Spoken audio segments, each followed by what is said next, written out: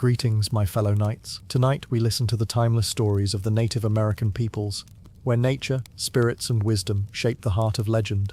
Before you drift into comfort, take a second to like and subscribe, and share in the comments what kind of myths or tales you'd like to hear next. I always enjoy watching our nightly circle grow. Now, let's begin. Chapter 1. Origins and the First Shaping of the Land. Origin stories across Native American nations explained how land, waters, plants, animals, and people came to be. These accounts, carried in oral traditions, set the first shape of the world and the first responsibilities among beings. They described beginnings without using a single map or a single timeline. Each nation held its own teachings and told them in its own language and landscape. Some stories placed the first moment in a sky realm, some in vast water, and some inside layered worlds below the surface. The tone was careful and instructive, and the themes often emphasized balance, kinship, and reciprocity. These narratives also tied families, clans, and villages to particular places and practices.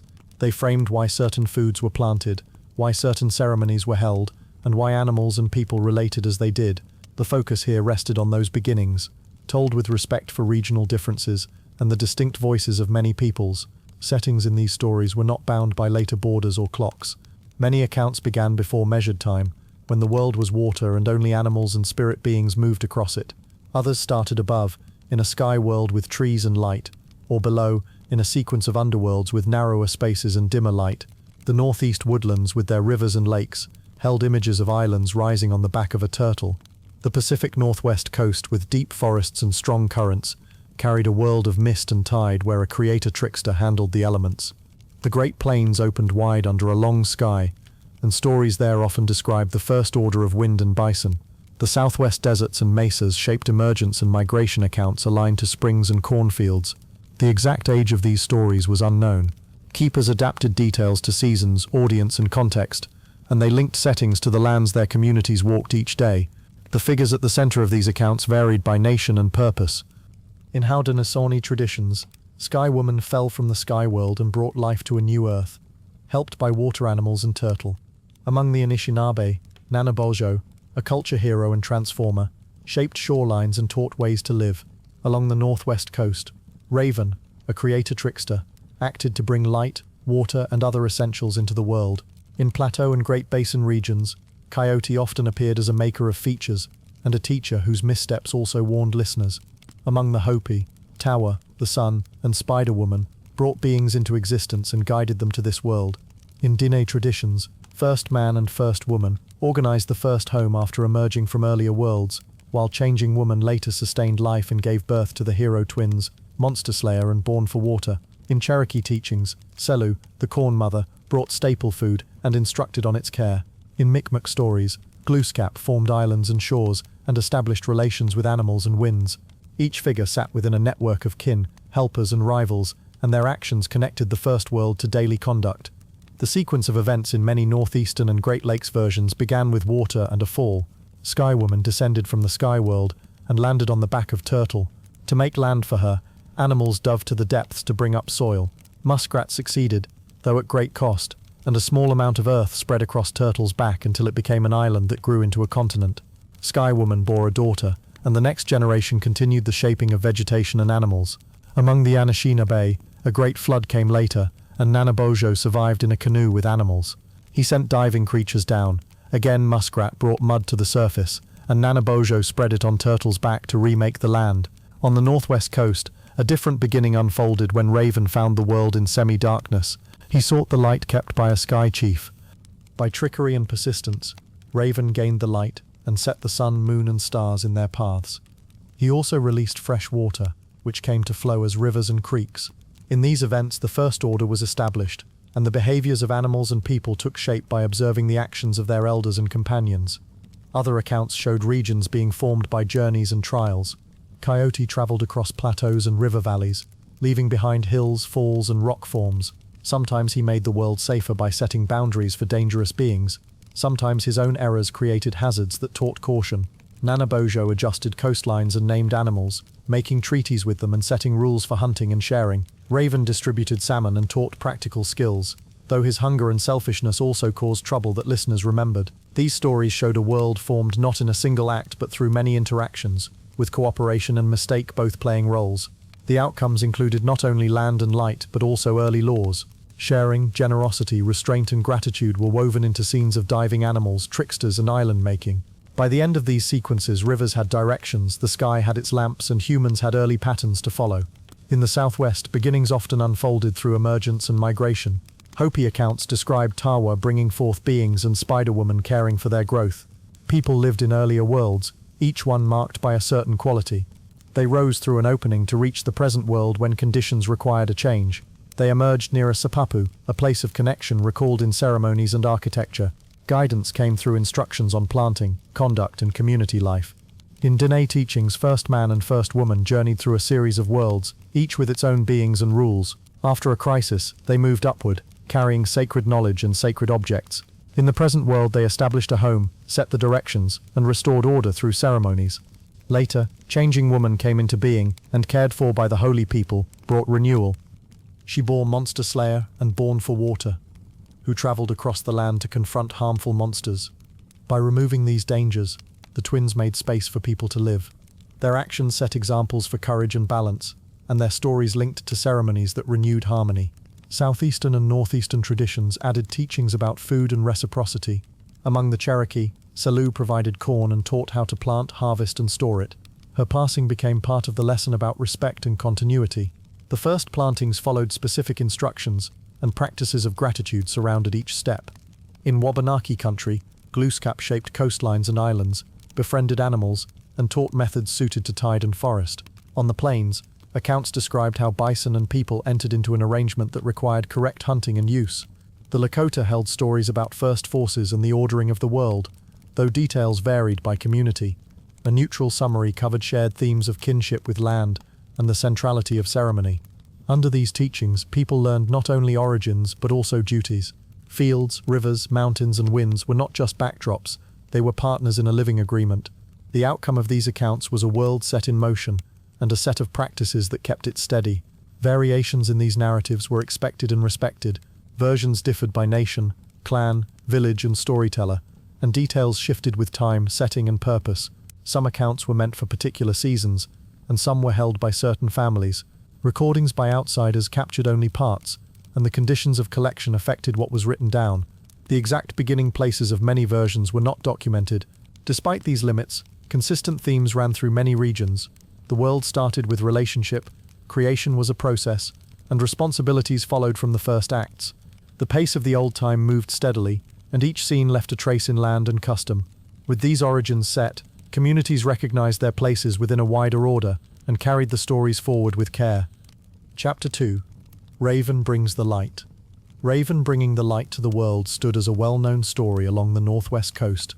It explained how daylight, the sun, the moon, and the stars reached the earth, and why Raven's feathers looked black. It also described how cleverness and persistence changed conditions for all beings. The narrative placed Raven as a figure who acted for himself, and yet altered the world in ways that helped others. It rested on clear scenes and practical actions. It moved step by step from a world without daylight, toward a landscape where people could see the sea, the forests and each other. The setting belonged to the coastal rainforests that stretched from the northern coast of what is now British Columbia into southeast Alaska. The land held tall cedar and spruce, deep fjords and villages built of plank houses. In the time described by the story, the world lay in darkness or in a dim half-light. People moved by touch and memory, and animals felt their way along shores and rivers. At the center of the action stood a great house near the headwaters of a river. The house belonged to a powerful chief who controlled many important things. Inside the house sat boxes that held the light. The exact date or location was not specified in many tellings, and the narrative remained set in an earlier, undefined era. The principal figure was Raven, also known among Tlingit speakers as Yale. He was a shapeshifter, a trickster, and a transformer who could act in bird form or as a person. He showed curiosity and cunning. He liked to obtain things he wanted through wit rather than force. The other central figure was a chief who kept the light hidden in his house. He was the kind of leader whose decisions shaped the lives of those around him. The chief's daughter also played a decisive role. She lived inside the great house and moved among the boxes that were guarded with care. People and animals of the coast formed the wider community who lived in darkness and waited, though they did not know they were waiting. The light itself appeared as three contained things: the stars, the moon and the sun, each sealed in its own box, stacked or hung inside the house. The story began with Raven traveling through the dark world and learning that the light existed in the chief's house. He wanted the light because he preferred to see his way clearly. Raven went to the house and tried to bargain. He spoke as a visitor, but the chief refused. The chief guarded the boxes because they were his treasures. After failing to talk his way through, Raven made a plan that matched his skills. He watched the household. He learned the patterns of daily tasks. He noticed when the daughter went to draw water. At the moment she dipped her cup, Raven changed into a small object. In some tellings, he became a speck of cedar bark or a pine needle. He slipped into the water and entered the cup. The daughter drank the water and unknowingly swallowed Raven in his altered form. Time passed.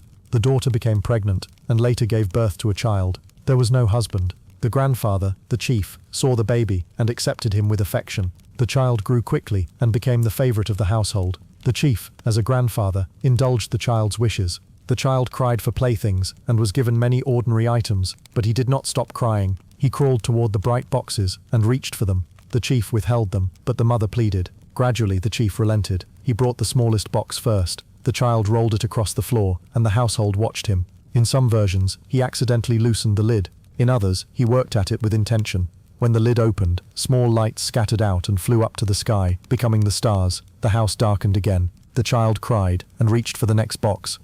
After further pleading, the chief brought the second box. The child found the seam and pried it open.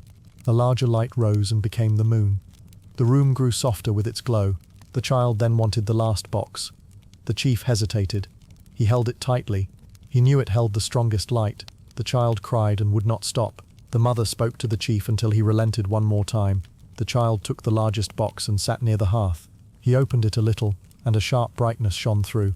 At that moment he changed back into Raven. He grasped the light, leaped upward, and flew into the smoke hole. Raven carried the great light in his beak and rose above the house. Soot from the smoke hole stained his feathers black, and they stayed that way. As Raven flew, the light strained against his beak. It slipped and flashed. Some tellings said that spark and glare escaped and became dawn colors. After climbing, Raven set the sun in the sky and let it rise. Daylight spread over the ocean, the islands and the mountains. People walked outside and saw the waves, the salmon streams, and the cedar trees.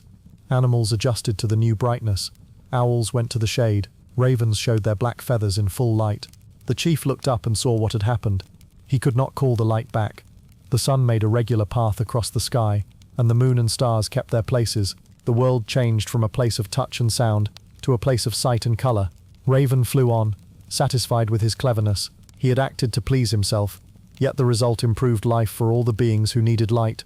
Among the Tlingit, Haida, Tsimshian, and other northwest coast peoples, details varied by community and lineage.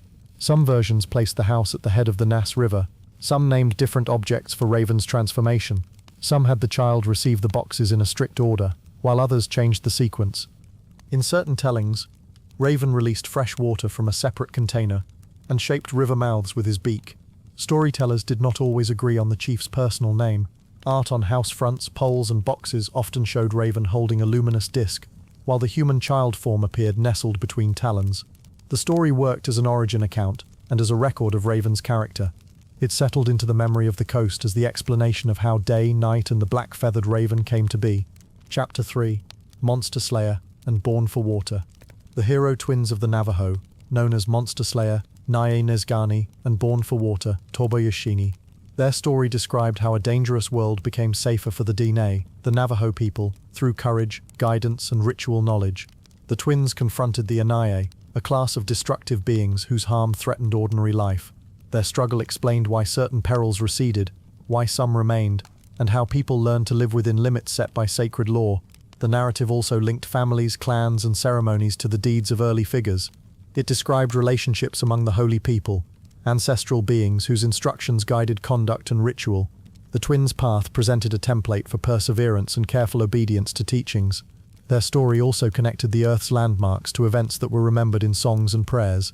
It explained how protection came through cooperation with divine powers rather than by strength alone. The cycle circulated in recited texts, blessing rites, and evening stories. Its parts were told in measured order, with emphasis on names, directions, and balanced outcomes. The setting lay in the lands now called the American Southwest, across high deserts, mesas, and canyon systems. In Navajo remembrance, 4 sacred mountains marked the boundaries of the homeland and defined the center of life. These mountains served as directional anchors for ceremonies and stories. The mythic time frame followed the Dene emergence into the present world after earlier worlds had been left behind. People and animals lived with repeated threats from the Anai, which ranged across valleys, watercourses, rock formations, and forests. The sun traveled its daily path across this landscape, and its dwelling was located far to the east in accounts that described the twins' journey. The winds, the dawn, and the twilight were treated as beings that listened and carried messages. Water sources were precious, and their guardians required respect. Trails linked encampments and brush shelters to grazing areas and cultivated fields where possible. Though the precise villages cited in the earliest tellings were not always named, the surrounding geography remained vivid and central. The principal figures included Changing Woman, Asdar Nadliha, Sun, Yohona-e, Spider-Woman, Nashje-e Asdar, the Hero Twins, and the People, referred to as the Dine. Changing Woman embodied growth, renewal, and the stability of domestic life. She created blessings that sustained families and taught patterns for ceremony. Sun, powerful and unyielding, was named as the twins' father. Sources did not agree on the precise manner of their conception. Spider-Woman acted as an advisor who supplied instructions, medicines, and protective knowledge. The twins, Monster Slayer and Born for Water, were described as vigilant and complementary. Monster Slayer confronted dangers directly, while Born for Water supported with foresight, purification, and strategy. The Anai, sometimes translated as monsters, varied in form and habit. Some appeared as giants or as beings of stone, wind, or water. Others took the shape of predatory animals or human-like forms that had abandoned balance and restraint. The Holy People, who maintained order and instructed Changing Woman, watched the twins' progress and gave them rules. Kin relations remained central. The twins treated Changing Woman with care, honored the son as father once proven, and listened to elder beings who taught them how to survive tests. The cycle of threats provided the setup. The people suffered losses from ambush, disease, and terror caused by the Anai. Houses were abandoned, herds were scattered, and travels near certain cliffs or springs ended in harm. Changing Woman raised the twins with warnings and taught them songs for protection. As they grew, they heard that their father was the sun, a figure both remote and decisive. They resolved to seek recognition and assistance so that the people could live without continual attack. Before they left, Spider-Woman visited them and offered a bundle with medicines and rules of conduct. She told them to speak carefully and to watch for traps and illusions. The journey to the east tested their endurance across lava fields, thorny flats, and unfriendly beings who tried to divert them. At the river crossings, they used prayers taught by Changing Woman. The guards at the sun's dwelling questioned them and set trials of heat, pressure, and brightness. The twins endured these trials by using medicines and by holding to the songs that coordinated their steps. When the sun accepted them as sons, he prepared them for the Anai campaign. He presented weapons shaped by lightning, rays, and clear water. He instructed them in how to aim without anger and how to step aside when arrogance appeared. The fighting and decisions unfolded in stages. Early successes built trust and set patterns for later, harder tasks. The twins first tracked the routes of the most active Anai, marking footprints and signs with ash so they could learn habits. They confronted a horned being that lurked at a bend in a canyon and used a decoy to draw it into sunlight where Monster Slayer struck with a charged weapon. They overcame a rolling stone that pursued travelers by splitting it, and in some versions they transformed its fragments into harmless rocks for hearths. They encountered Yaitso, a giant known for long strides and a sweeping gaze, near a water source that the people feared. They did not approach directly. Born for Water led a retreat to a position that made the giant overreach. Then Monster Slayer struck at the moment of imbalance. The twins then moved from one known lair to another, dismantling dens of dangerous beings and sealing cracks that led to ambush sites. Not every confrontation ended in killing. In some accounts, they spoke to a being associated with frost and agreed to limits rather than extinction, because the world needed cold to mark seasons. They spared small versions of certain creatures so that hunger and effort would remain, and so that people would not forget caution. As the campaign neared completion, the twins set rules that defined how people would share space with the world's remaining powers. They cleared trails around sacred places and designated quiet zones where disturbance would cause harm. They taught the people songs for traveling, gathering, and healing. They established a pattern for water use at springs, including offerings and spoken thanks. They showed how to build with attention to direction, doors, and fire placement. They explained that some sicknesses came from breaches of conduct rather than from random chance, and that ceremonies could restore order when rules were remembered. The twins recognized that total safety did not exist, and that life depended on balance instead of complete removal of risk. They placed markers at boundaries where hunting or cutting would be unwise. They named helpers among animals, winds, and plants. In many tellings, they carried their work to the edges of the homeland, aligning their victories with the four sacred mountains. After their campaign, people moved with more confidence, and stories about the Anai became warnings instead of daily news. The world did not become soft, but it became livable under instructions that families could learn and pass down. Accounts of the hero twins varied across communities and times. Navajo chanters preserved versions tied to particular ceremonies, and they maintained details that matched those rites. Some versions kept the role of Spider-Woman prominent, while others emphasized changing woman's instructions and the sun's tests. Neighboring Pueblo traditions described warrior twins with distinct names and rituals. Farther south in Mesoamerica, tales of heroic twin figures also appeared, though direct connections were a matter for careful comparative study. Within Navajo culture, the twins' deeds related to Blessing Way and other ceremonial complexes that balanced protection and harmony. Place names across the region held references to events in the cycle and guided processions during rites. The language of the story served as a map, a code for practical ethics, and a memory of hazards and their remedies. Through gentle repetition, the tale ensured that children learned respect for water, fire, direction, and speech. It told how bravery without arrogance and knowledge without cruelty shaped a safer world. Under the memory of Monster Slayer and Born for Water, the people lived with awareness, accepting limits and setting their lives in step with teachings that had once turned danger into order. Chapter 4. Sedna, Mother of Sea Animals. Sedna appeared in traditions across the Inuit world as the one who governed sea mammals and the balance between people and the ocean. The narrative explained how seals, walruses, and whales first entered the world and why their presence depended on proper conduct. It described how a young woman became a powerful being beneath the sea and how communities maintained respectful relations with that realm. The account also showed how specialists mediated between humans and Sedna when times grew difficult. In this way, the story served as an origin account and as a guide for behavior during hunting and daily life. The details differed from place to place, but the core message remained steady across generations. The setting lay along Arctic coasts and islands where sea ice moved with the seasons and where long winters shaped daily routines. People traveled by sled, walked across frozen expanses, and paddled in narrow boats along shorelines when water opened. Villages stood near hunting grounds for seal and whale, and homes were built to hold warmth and share food. Wind, tide, and pack ice could change quickly, and the space between safety and loss was thin.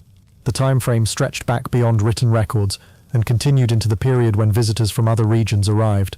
Specific village names from the earliest tellings were not recorded, and the story was retold in many homes without fixed dates. The principal figure was Sedna, a young woman who lived with her father before events drew her into the sea. In some regions, the father was called Anguta, and he acted as a provider and decision-maker within the household. A suitor arrived in the form of a bird spirit who masked his nature, and in other versions a dog became the husband, but the relationship always placed Sedna in a precarious position. Spirits of wind and storm played roles as forces that responded to broken promises or angered clans. Sea mammals appeared as the transformed result of Sedna's ordeal, and as beings under her authority. Specialists known as Angakuk, or shamans, learned to travel in spirit and bring messages from Sedna when hunting faltered and animals withheld themselves. The relationships among these figures defined obligation, betrayal, consequence, and repair. The sequence began with Sedna living a routine life with her father, helping with tasks and learning the skills expected of a young woman. A suitor arrived with promises of warmth, food, and fine clothing, described a house with caribou skins, and spoke of a steady supply of meat. Sedna agreed to marry, and left with him in a small boat, traveling to a distant rocky island. The dwelling there proved to be a nest exposed to wind, and the promised comforts were not present. The husband revealed himself as a bird being, often identified as a fulmar, and fed her fish scraps. The calls of the birds grew constant, and Sedna felt hunger and cold. Her father eventually heard reports of her condition. He paddled to the island and took her into his boat, intending to bring her home and restore normal life. The bird clan saw the departure and grew angry at the loss of their kinsman's wife. They beat their wings and called on the storm. Wind rose, waves grew tall, and the rescue boat struggled as water surged across its bow. The storm pressed the boat to the edge of capsizing, and the father feared they would both drown. In his fear, he pushed Sedna toward the side, and when she clung to the gunwale, he cut her fingers to make her let go. Each joint fell into the water and changed into sea animals. In one telling, her fingers became seals, the next joints became walruses, and the last segments became whales. In other versions, the order differed, but the pattern of transformation held. The sea filled with new life that would sustain people who learned to hunt with care. Sedna sank to the ocean floor, and did not die but became powerful in a new way. She took a place in a stone house beneath the waters, with her hair growing long and tangled. She ruled the creatures formed from her hands and controlled their movement through the breathing holes and along the migration paths. When hunters kept taboos and households shared food, she released animals. When promises were broken or taboos ignored, she kept them back, and hunger spread in the camps above. Communities responded by sending an Angaku to approach Sedna and plead for release. The specialist entered trance through song and drum and traveled in spirit toward her undersea dwelling. The journey was described in a practical sequence, as if crossing a familiar but hidden landscape. The Angaku confronted the reasons for Sedna's anger: broken hunting rules, disrespect for animals, quarrels in the community, or neglected rituals. The specialist confessed these failings on behalf of the people, promised correction, and offered to set Sedna in comfort. In many versions, the Angaku combed Sedna's hair, which no one could otherwise touch because her amputated hands made self-care impossible. The combing removed knots formed by transgressions and released creatures that had become trapped in the tangles. As each snarl came free, seals and whales moved again and returned to breathing holes and migration routes. The sea calmed, and the community experienced relief. Over time, families reinforced careful habits around food preparation, treatment of tools, and respectful naming of animals, because each habit kept relations with Sedna balanced. The story existed in several regional forms, with distinct names and emphases. Along parts of the Canadian Arctic, people often used the name Nuliok for the Sea Mother, while in Greenland the name Nerevik appeared, and in other areas she was known as Arnup Kapfaluk. Some tellings emphasized a dog husband instead of a bird spirit, with puppies born and later transformed into land and sea beings. The moral structure remained the same. In accounts where the father bore the name Anguta, he sometimes carried souls after death toward the underworld across a land of thorns, but those details varied by community.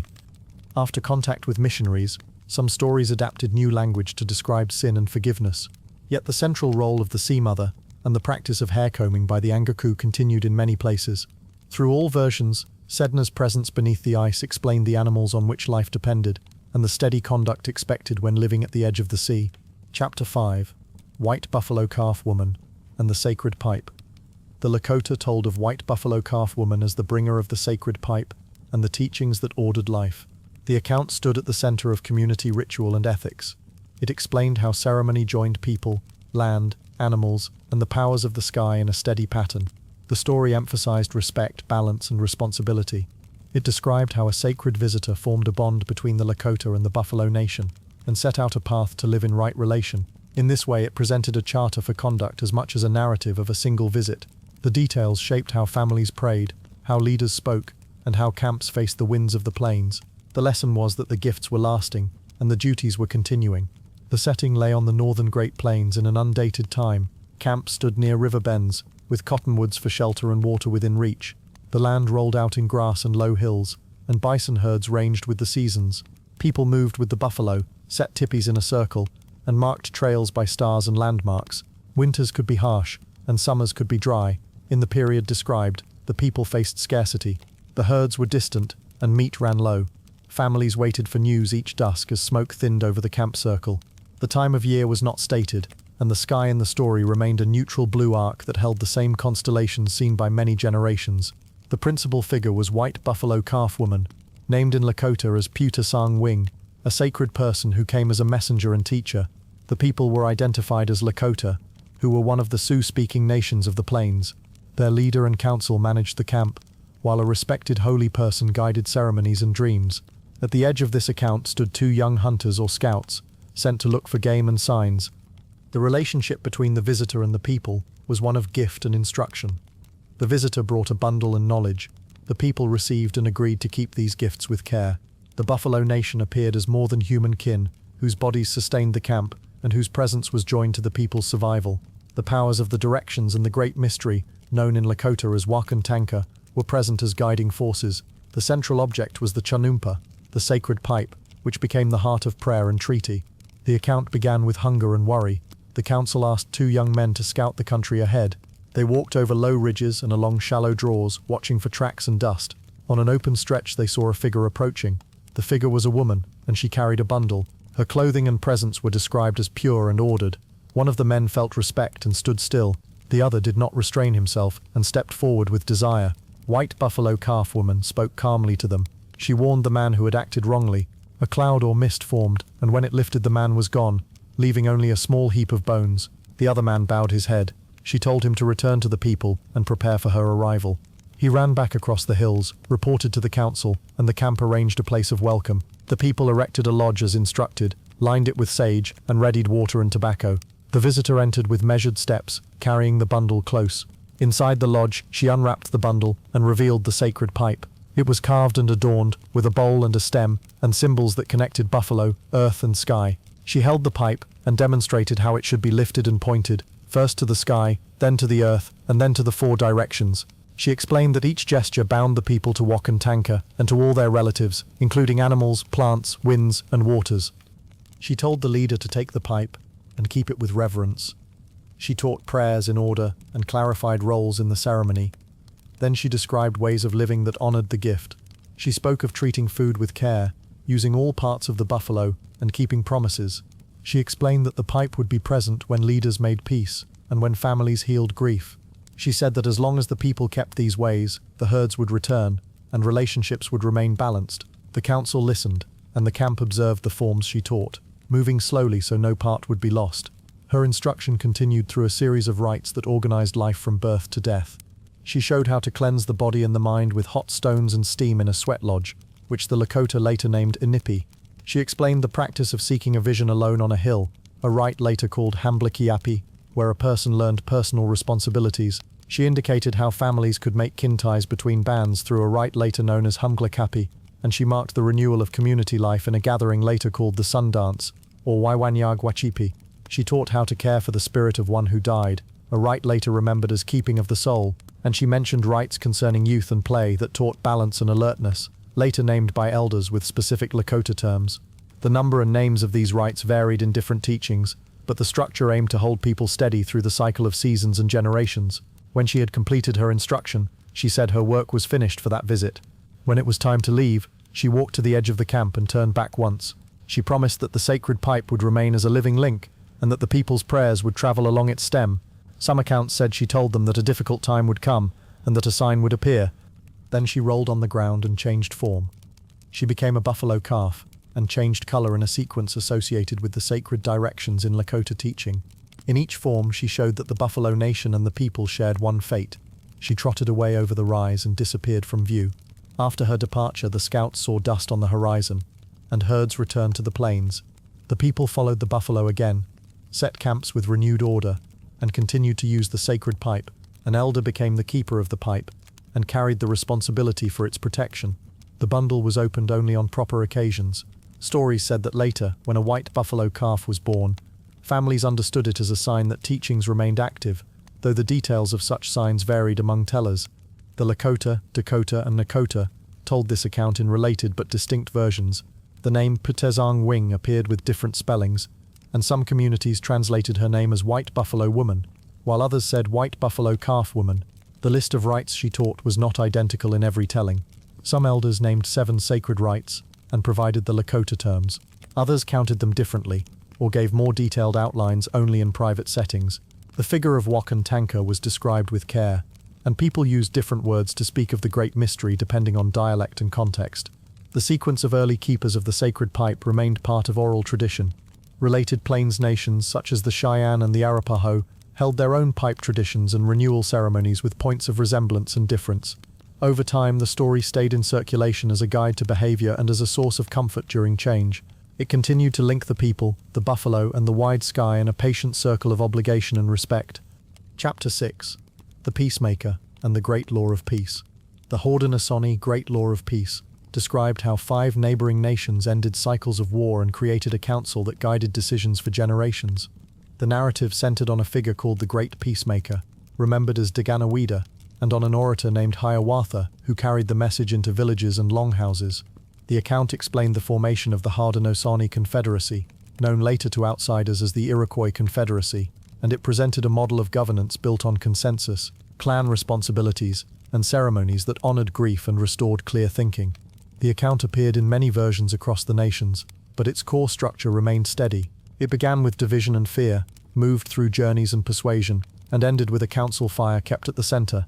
The story placed speeches, wampum belts, and symbolic actions at the heart of political change.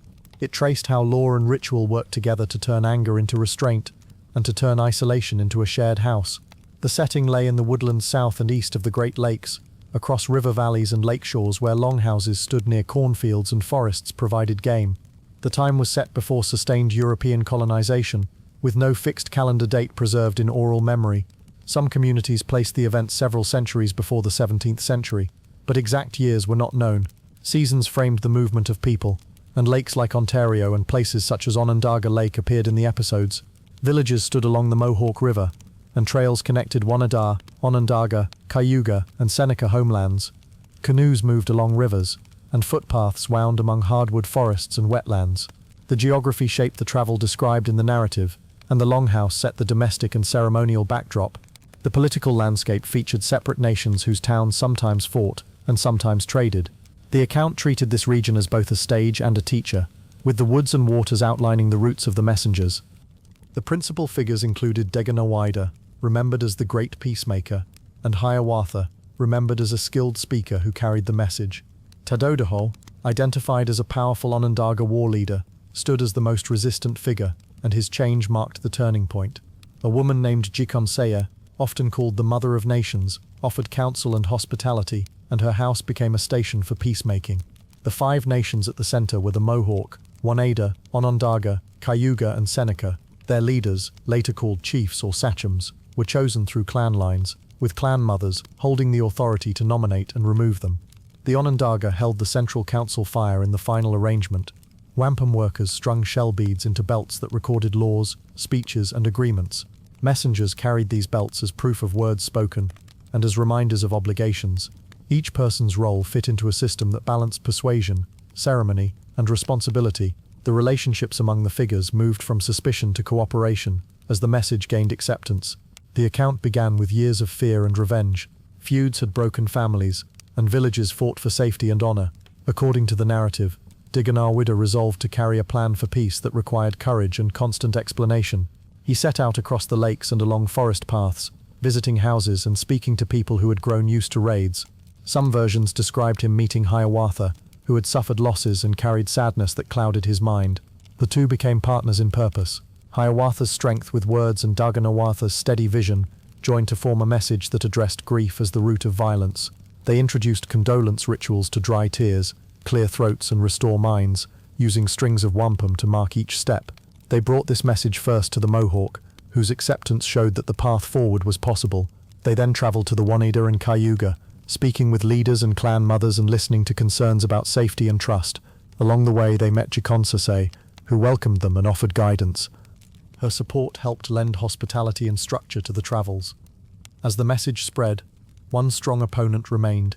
Tadodaho's reputation for power and cruelty blocked the circle from closing. The Allies understood that a confederacy without the Onondaga would not endure, because the geography and the influence of the Onondaga placed them at the center. The travels now concentrated on building enough agreement to face Tadodaho with numbers, and with the moral weight of joined nations.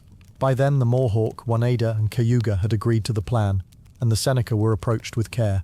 The narrative described councils where words moved in orderly sequence, guided by wampum belts that prompted each promise. The purpose was to build a practice that made peace more than a truce. Once the circle was strong enough, the group went to see Tadodaho. The account told that his mind and body reflected years of violence. Special songs and rituals were used to soothe and straighten him, and Hiawatha's condolence words cooled anger. The belts recorded the steps, and the Allies offered honor and a role in the new order instead of humiliation. In the narrative, Tadodaho accepted the title of Firekeeper and agreed to sit at the center of the council. The outcome took public form through symbols and procedures that people could observe and repeat. The tree of peace was planted, and weapons were buried beneath it as a sign that the path forward would be guided by law rather than by raids. An eagle was placed in the story as a vigilant presence, watching from the top of the tree to warn of danger, and that image kept the idea of shared security in view. The great law of peace set rules for selecting leaders, for speaking at council, and for mourning and replacing a deceased chief. Clan mothers held the power to choose and depose chiefs, reflecting their responsibility for the welfare of families. The Onondaga became the keepers of the central fire, and the council structure assigned each nation a place and a sequence for speaking.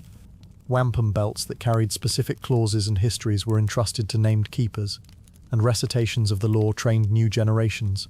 The Confederacy shaped trade, diplomacy, and responses to threats, and it created a stable union that outlasted many wars around it.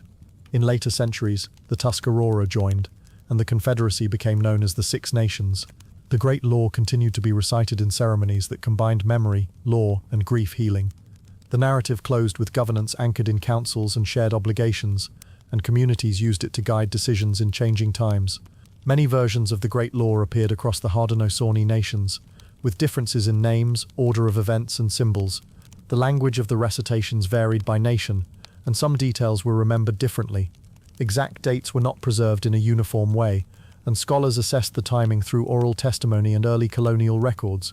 Discussions about influences on later political ideas in North America existed, and some observers argued that the Confederacy's model of federal union contributed to debates among European-descended founders, while others considered the degree of influence uncertain. Within Haudenosaunee communities, the Great Law remained a living constitution, performed in ceremonies such as the Condolence Council, and used to settle disputes and to teach civic responsibility. The account also informed diplomatic relations with neighboring peoples and with colonial governments. The story of the peacemaker, Hiawatha, Tadadaho, and the Tree of Peace explained how divided nations came to share a council fire, and it presented a steady image of peace maintained by careful speech, remembered agreements, and the patient work of law. Chapter 7. The Great Peacemaker and the Law of Peace. The Great Peacemaker and the founding of the Haudenosaunee Confederacy formed a central tradition about how war gave way to order among neighboring nations. The account described the establishment of the Great Law of Peace, which organized political life and guided diplomacy among the Mohawk, Oneida, Onondaga, Cayuga, and Seneca. It explained how messengers of peace traveled, persuaded, and built a structure that brought an end to cycles of retribution. The story presented principles of unity, condolence, and shared governance rather than conquest. It showed how leaders transformed disorder by binding nations through agreed rules, symbols, and ceremonies. The events were told in measured scenes, emphasizing process and patience. The union later became known as the Haudenosaunee, meaning people of the Longhouse. The narrative remained foundational in memory, law, and identity. It stood not as a single moment, but as a sequence that moved from conflict toward a sustained arrangement. The setting lay in the homelands of the Five Nations, in what became upstate New York and adjacent regions of the Great Lakes. Villages stood near rivers, lakes, and forests. People lived in longhouses arranged by clan, with fields of corn, beans, and squash nearby. Travel followed woodland trails and waterways, and councils met in cleared places or within large houses. The period preceded sustained European presence. The exact date of the Confederacy's founding was not known. Some scholars proposed an earlier time frame, and others proposed a later one, but the timeline remained debated. Weather and seasons shaped when people gathered and when they moved. The landscape held places that later accounts named, such as near Onondaga Lake and along the Mohawk River, though precise locations in the earliest period were uncertain. The environmental setting mattered, because the law described a symbolic longhouse stretching across this region, with doors guarded and a central fire tended with care. The principal figures were remembered by names that carried both biography and honor. Deganawida, called the Great Peacemaker, appeared as the originator of the plan for peace. His specific birthplace was not agreed upon in all tellings. Hiawatha, also known as Ionwatha, was remembered as an eloquent orator and diplomatic partner. Accounts differed on whether he had first lived among the Onondaga or the Mohawk. Tadadaho, an Onondaga leader portrayed as fearsome and powerful, resisted the plan until he consented and took a central role. Jigonsasi, revered as the mother of nations, offered counsel and hospitality to those who negotiated. Her household became a recognized place for deliberation. The nations themselves formed a circle of relationships.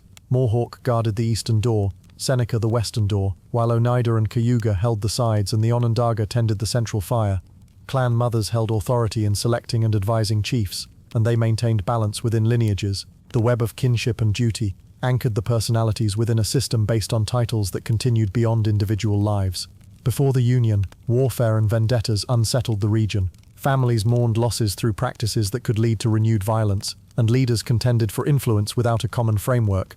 In this disruption, the Great Peacemaker formed a vision of an alliance bound by principles rather than fear. He traveled by canoe and by foot to approach the Mohawk. He faced suspicion at first, as change threatened existing patterns of defense and revenge. Hiawatha, marked in memory by heavy grief over personal losses, received words of condolence and a new purpose. The Great Peacemaker taught him a set of condolence rituals using strings and belts of wampum to remove grief from the mind and restore clarity. Speeches rehearsed the removal of the tears, the clearing of the throat, and the opening of the ears so that counsel could be heard. With this partnership, the Mohawk accepted the first strand of the plan. The message continued westward to the Wenida, Cayuga, and Seneca. Each nation considered the proposals, with debates and ceremonies guiding their consent. Wampum served to mark agreements and to fix them in collective memory. The final challenge centered on the Onondaga, who remained outside the early circle because Tododaho held the power to block the union. He was described as twisted in body and mind, with disorder symbolized in the imagery of snakes in his hair, a figure representing both human fear. The peacemaker and Hiawatha gathered the agreement of the other nations to approach the Onondaga with a carefully staged offer. They summoned allies to demonstrate a wider resolve. Clan mothers lent their approval, which signaled that the change aligned with obligations to life and lineage. The peacemaker and his partners performed acts of healing that included the combing and straightening of Tododaho's hair, the calming of his body, and the easing of his spirit. This ritual comforted him, removed signs of disharmony, and allowed him to accept a dignified place in the new order. He became the firekeeper of the Grand Council, with authority to call meetings and maintain procedure. The nations then gathered to plant the Tree of Peace, often said to be a white pine, at the territory of the Onondaga. They cast weapons into a deep place beneath its roots to end cycles of violence. The roots extended in the 4 directions, and an eagle watched from the top, signifying vigilance. The great law of peace then guided the appointment of chiefs, the conduct of councils, and the settlement of disputes in a fixed process. The union persisted, and later the Tuscarora joined, expanding the 5 nations to 6, though this addition belonged to a later historical stage. Traditions preserved the great law through recitation, symbols and belts of wampum that encoded key clauses. Titles were held by individuals but belonged to clans. When a title holder died or was removed, a new person was raised up under the same title, maintaining continuity. The Mohawk guarded the eastern entry and offered first counsel. The Seneca guarded the western boundary and offered last words. Oneida and Cayuga spoke as supporting sides, and Onondaga held the fire and managed the agenda. Consensus was sought, and the pace of decision favored thoughtful order over speed. Condolence ceremonies addressed grief before deliberation, since minds in mourning were not considered ready for judgment. The figure of Jigon Sasi anchored the role of women's authority, and clan mothers held power to nominate and depose chiefs who failed their obligations. The great peacemaker's name remained attached to the origin of these institutions, and Hiawatha's oratory was remembered in the careful structure of speeches. The message promoted peace as a longhouse large enough to house many fires, each tended with care yet linked under one roof. The belts and the memory keepers ensured that the system could be taught to new generations. Even as circumstances shifted, different nations and communities held variations of the account, and scholars recorded their versions at different times. Some details of birthplace, route, and sequence varied. The exact year of the Confederacy's founding was not known. Oral historians prioritized meaning and lore over dated chronology, and early written records came from later observers who wrote in their own languages.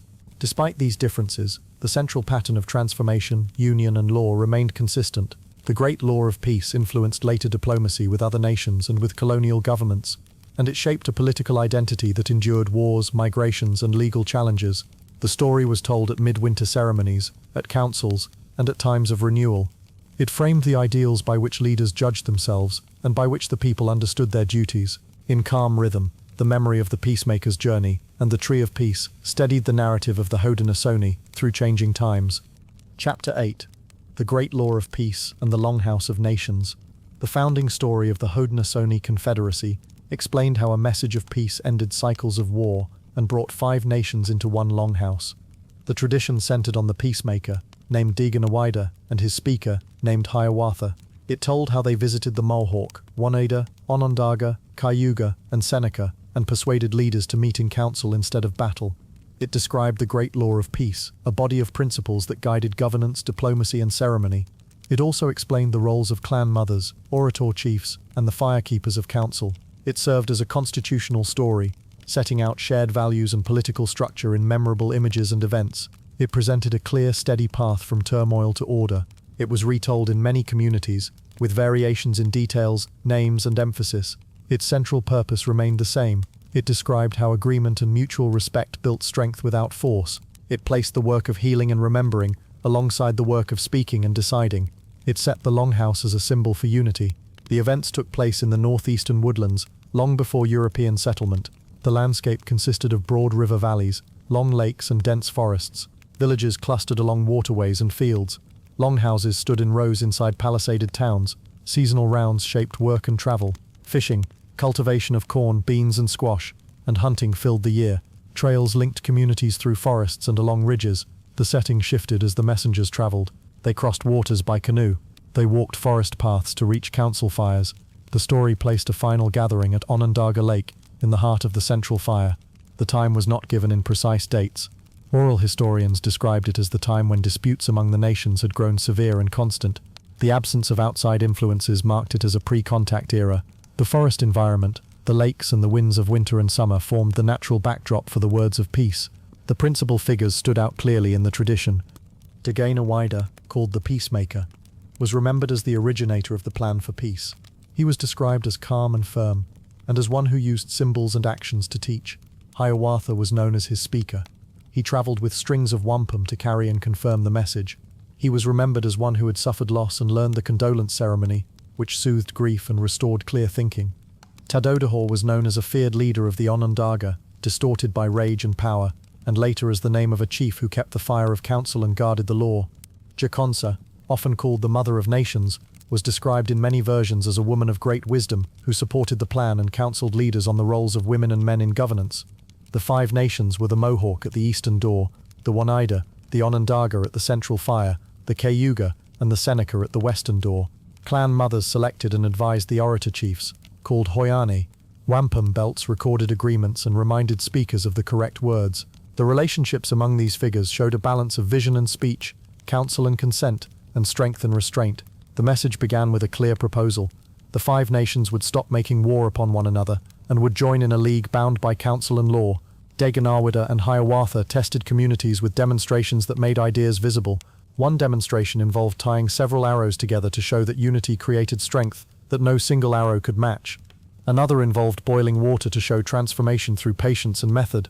Hiawatha carried wampum strings as proof that he spoke for a plan, not for himself. The first nation to accept the message in many versions was the Mohawk. The Oneida followed after counsel and signs.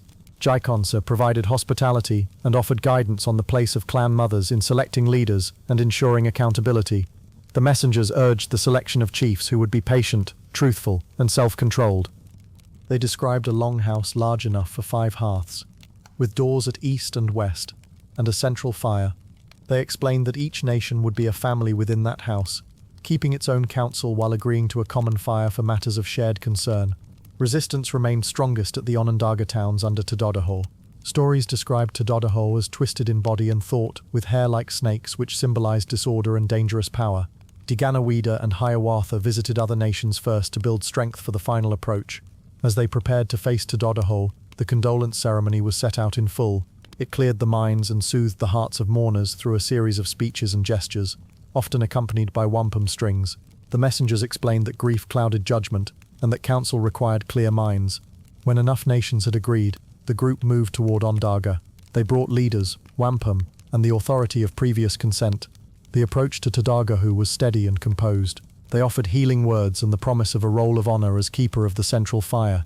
In the moment of acceptance, Tadodaho's body and mind were said to straighten. The snakes were combed from his hair, a sign that disorder yielded to law. The Onondaga accepted the place of firekeepers and guardians of council procedure. With agreement reached, the Great Tree of Peace was set at the shore of Onondaga Lake. The tree was often described as a white pine with 4 great roots extending in the 4 directions. Under the tree, the weapons of war were buried to remove them from sight and memory. An eagle was set at the top to watch for danger. Leaders sat in council according to a careful order. Clan mothers held the power to raise up and to depose chiefs. The Great Law of Peace set out the roles of messengers, condolers and decision-makers. It described how a proposal moved from one side of the council to the other, and how consensus formed. It defined the names of chiefships as titles that endured beyond any individual, and passed through clans. Wampum belts recorded each part of the story and the law. They served as memory aids and as proof that agreements were made and witnessed. The longhouse metaphor guided the structure. The Mohawk and Seneca guarded the doors. The Oneida and Cayuga stood as elder and younger brothers within, and the Onondaga tended the fire. The 5 nations became a confederacy, and the Great Law of Peace shaped their actions in war and in alliance with others. Variations in the tradition showed the wide reach of the story. Some accounts named Deganawida as Huron-Wendat by birth. Others placed him among the Mohawk. Some named Hiawatha as Onondaga by origin, who resided among the Mohawk. The spelling of Tadodaho varied, and some versions emphasized the transformation more than others. Jiconsa appeared in multiple roles across tellings. sometimes with different names and titles, but always as a figure whose counsel affirmed the authority of women in political life. Scholars proposed different dates for the Confederacy's formation. Suggested ranges extended from several centuries before 1600 to the century just before contact, but no single date could be stated with certainty. The Tuscarora later joined as a sixth nation, but that event lay outside the founding story. Some historians noted that ideas from the Great Law of Peace appeared in later discussions of federal union by outsiders, and others cautioned that similarities did not prove direct influence. The tradition continued to anchor Haudenosaunee identity, law and diplomacy. It explained a system that balanced memory, ceremony, and consent. It set a steady model of governance that endured across generations. Chapter 9. Prophets and Revivals Across a Changing Land. Prophetic movements and revivals within Native American communities offered renewed pathways for stories, ceremonies, and moral instruction during times of upheaval. These movements connected older narratives to new conditions, drew on visions and teachings, and framed community life through dances, laws, and shared histories. They did not erase older myths. They set those myths within events that people could measure in years, places, and leaders. They developed in different regions, yet they showed a common pattern of adaptation, continuity, and ethical reform. They shaped how people explained loss and survival, and they provided rituals that affirmed collective identity. They also influenced how myths were narrated, with new versions stressing particular duties or hopes. The teachings were not identical across nations. Each carried its own origin, its own emphasis, and its own ceremonial forms. Together they showed that sacred narratives remained active and responsive when settlements moved, borders changed, and pressures increased. They did so without abandoning core values about kinship, land, spirit beings, and memory. The settings of these revivals spread across the continent and unfolded across more than 2 centuries. In the eastern woodlands, reforms took shape in the late 18th and early 19th centuries, especially in the Ohio Valley and the homelands of the Haudenosaunee. On the northern Rio Grande, the Pueblo Revolt occurred earlier, in 1680, with its origins in community ritual and coordination across villages, and its consequences reaching into the next century. In the Columbia Plateau, the Dreamer movement took form along the Columbia and Snake Rivers in the mid-19th century. In the Great Basin and across the plains, the ghost dance emerged in the late 1880s and spread widely by 1890. The landscapes mattered to the stories and to the dances. River confluences, plains winter camps, mesa-top villages, and forest longhouses marked the places where teachings were delivered, recited, or sung. The timeline included periods of war, treaty-making, missionization, and forced removal. It also included periods of regrouping and rebuilding in villages and reservations, where people organized instruction and re-established regular ceremonial cycles. Some dates and locales were recorded by outsiders, and some were kept within communities. When details were not public, narrators used careful general descriptions. The principal figures were remembered for their visions, their guidance, and their ability to mobilize communities. Tenskwatawa, also called the Shawnee Prophet, led a reform movement beginning in 1805 and worked closely with his brother Tecumseh, who sought a political and military confederacy. Their relationship linked spiritual renewal with calls for intertribal unity. Handsome Lake, known in Seneca as Ganiodayo, experienced visions in 1799 and shared a moral code that instructed Haudenosaunee communities on sobriety, family duties, and ceremonial order. Pope, also known as Pope, a Tewa-speaking leader from Oke-Oiulwengwa, coordinated the Pueblo Revolt of 1680, drawing on ritual authority and communication networks among Pueblo towns. Smohala, a leader among the Wanapum, articulated the Dreamer or Washawnee teachings on the Columbia Plateau, emphasizing dances, respect for the land, and restraint from adopting settler ways. Wovoka, also known as Jack Wilson, a northern Paiute man, shared a vision in the winter of 1889 that became the foundation of the ghost dance and traveled swiftly to many nations on the plains and beyond. Around these figures stood councils, ceremonial societies, kin networks, and messengers. Their relationships to interpreters, traders, soldiers, missionaries, and federal agents also shaped how their teachings were heard, recorded, and spread. The setup and progression of each movement followed a rhythm of vision, message, and practice. Tenskwatawa reported that spiritual beings had shown him a path away from alcohol, factional divisions, and dependence on new trade goods. He taught specific prohibitions and revived certain rituals. His supporters gathered at Prophetstown near the Wabash and Tippecanoe rivers, which became a recognized center for instruction and alliance building. Handsome Lake recovered from illness and shared a sequence of teachings, later called the Gaiweo, or Good Message, These teachings guided seasonal ceremonies in longhouses, described correct conduct, and addressed how to respond to new pressures while maintaining Haudenosaunee identity. Pope planned a coordinated uprising using knotted cords to mark time. Runners carried the cords to Pueblo towns to synchronize action, linking ritual preparation with political strategy. Smohala shared his dreamer teachings through songs and round dances that affirmed cyclical time and mutual obligations among people, animals, and the land. Councils and gatherings along the rivers reinforced the message that land, songs, and ancestors remained inseparable. Wovoka's vision emphasized a dance that would bring renewal. He advised non-violence, honesty, and mutual support. Visitors brought his words and songs to the plains, where the ghost dance took distinct forms among Lakota, Arapaho, and Cheyenne communities, among others. Development and outcome varied with circumstances. Tenskwatawa's influence grew as Prophetstown attracted families and delegations. Tecumseh traveled widely to gather support for a broad alliance. In 1811, while Tecumseh was away, U.S. forces attacked Prophetstown. The Battle of Tippecanoe scattered the settlement and undermined Tenskwatawa's standing. The War of 1812 further strained the movement, and after the conflict, many followers dispersed. Yet the memory of reform and the example of coordinated teaching remained in regional narratives. Handsome Lake's Code integrated into the ceremonial life of many Haudenosaunee communities.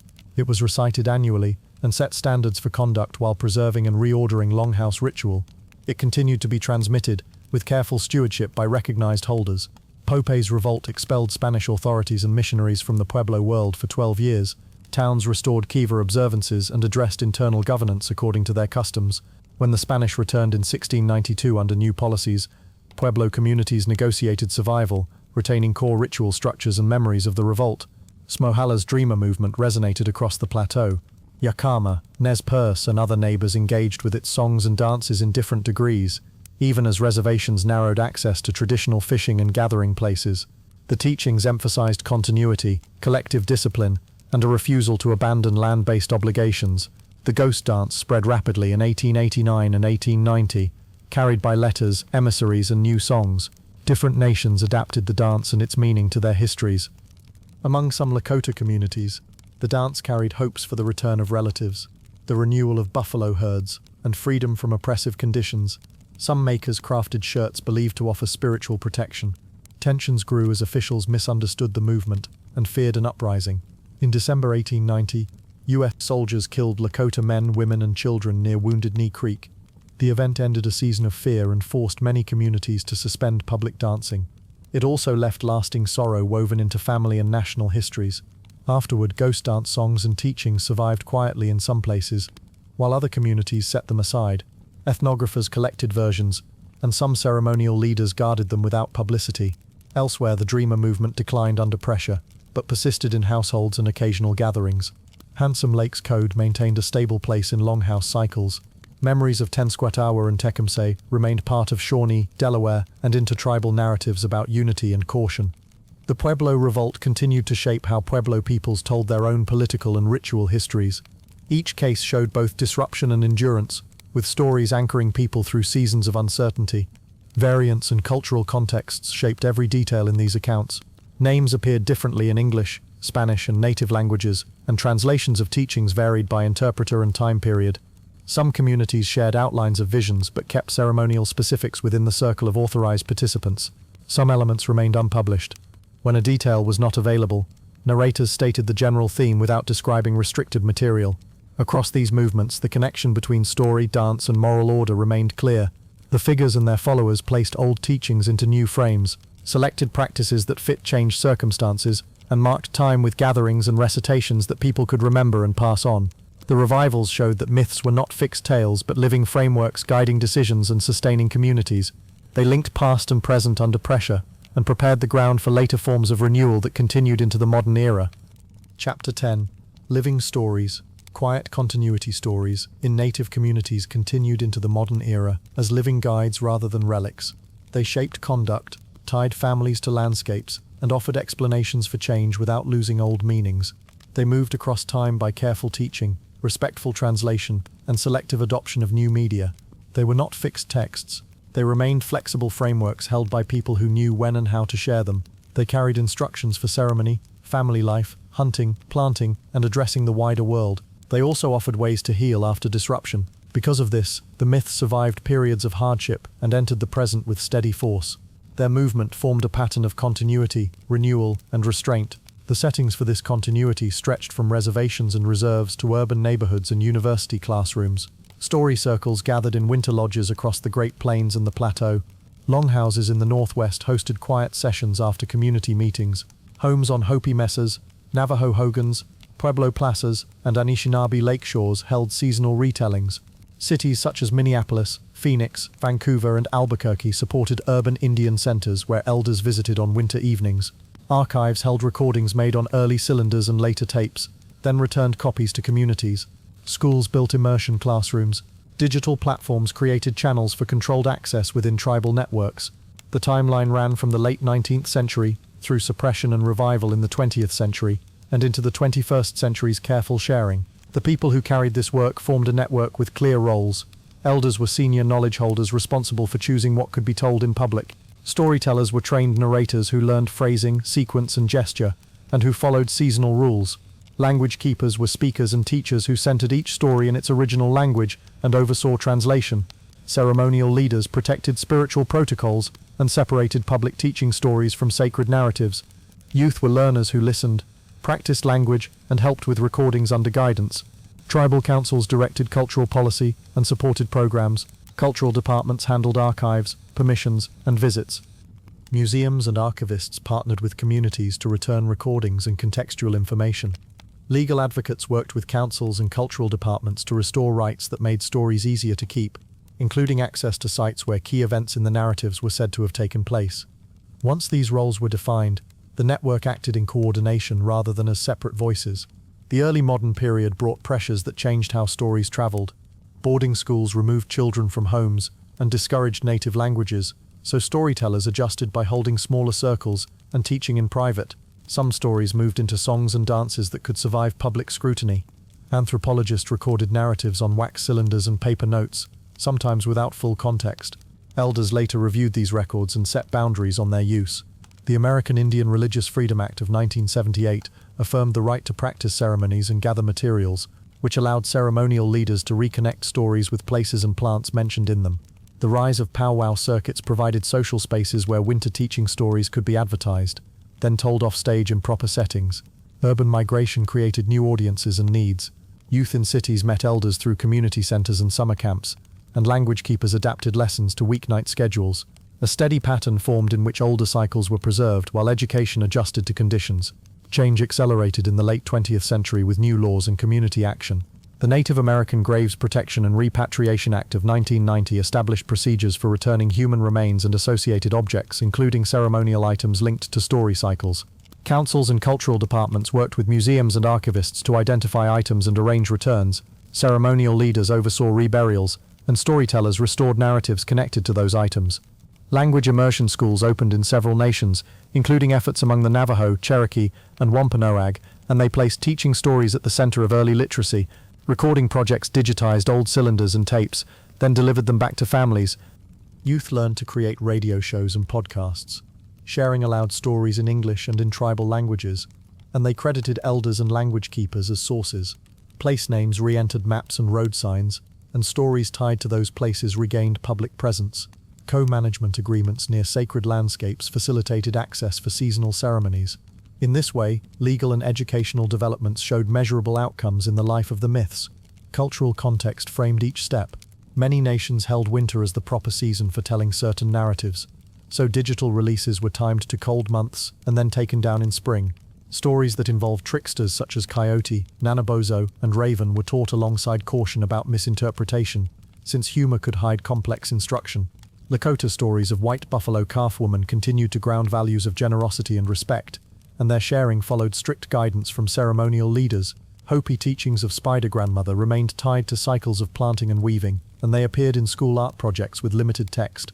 Haudenosaunee stories of Sky Woman and the Peacemaker were taught in longhouse contexts, with portions adapted to classroom civics.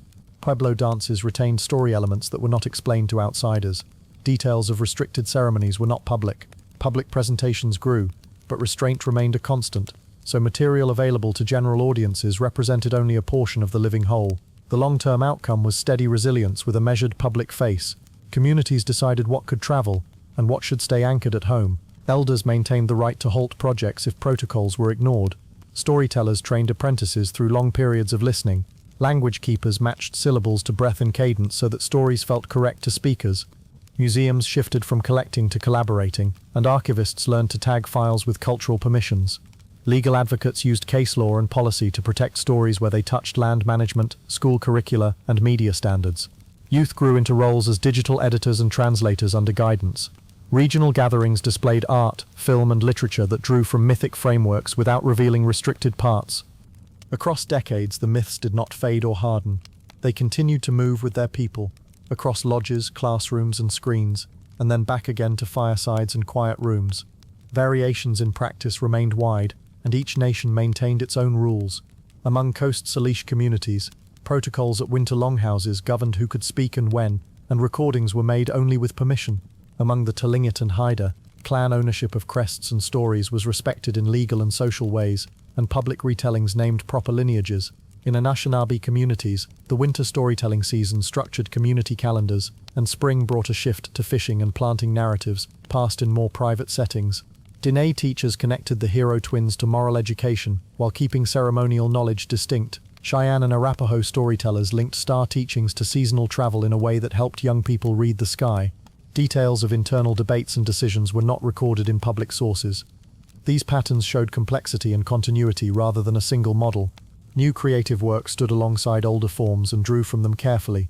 Novelists, poets, and filmmakers referenced mythic figures as characters or symbols, and they often consulted elders and cultural departments. Community theatres staged plays that adapted regional legends for youth audiences, with permissions secured and content adjusted to public settings. Visual artists incorporated clan animals, star maps, and weaving patterns tied to story cycles, and they labelled pieces with cultural notices. University courses co-taught by elders and scholars used bilingual texts where possible. Summer programs brought youth to ancestral sites to hear origin stories in the presence of the landforms they named. Local radio stations hosted winter storytelling hours, switching to music in spring. Some nations created password-protected online libraries that opened only during approved seasons. Through these efforts, new forms helped transmit older meanings while respecting boundaries. Land itself remained the central framework for continuity. Mountains, rivers, canyons, prairies, and coastal waters named in myths became touchstones for teaching. When access improved through easements, co-management, or restoration projects, stories could be told where gestures pointed to actual ridges, trees, and horizons. Elders led quiet visits to berry grounds, salmon runs, and springs, and they spoke the lines that linked those places to ancestral events. Children learned that certain stones or shells were not souvenirs because they belonged to ongoing narratives. Trail signs began to include original names and brief histories written by cultural departments. Conservation projects consulted storytellers about seasonal cycles embedded in narratives, which helped time burns, harvests, and closures. Details of some site-specific rites were not shared beyond the participants. The bond between story and land remained steady, and it anchored language, ceremony, and identity. The modern shape of Native American myths showed continuity through change, care over speed, and community choice over outside demand.